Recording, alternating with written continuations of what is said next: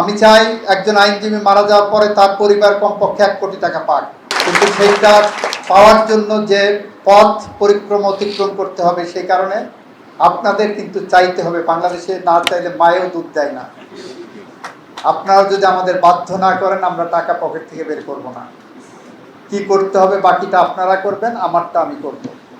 আমি 7 দিনের মধ্যে প্রায় 2700 চেক সাইন করেছি, করে সমস্ত জট আমি নিরসন করে আপ টু ডেট করেছি এবং নির্দেশনা দিয়েছিলাম বেনিভোলেন্ট ফান্ডের টাকা যদি কোনো বার অ্যাসোসিয়েশন থেকে ডিমান্ড করা হয় কোনো সদস্যের মৃত্যুর পর, তাহলে সেই ফাইল যদি 1 সপ্তাহের বেশি বার কাউন্সিলে থাকে, তাহলে সংশ্লিষ্ট কর্মকর্তার বিরুদ্ধে ব্যবস্থা নেওয়া হবে। একটা ফাইল 1 মাস আটকে ছিল, আমি সেই কর্মকর্তাকে সাসপেন্ড করেছিলাম।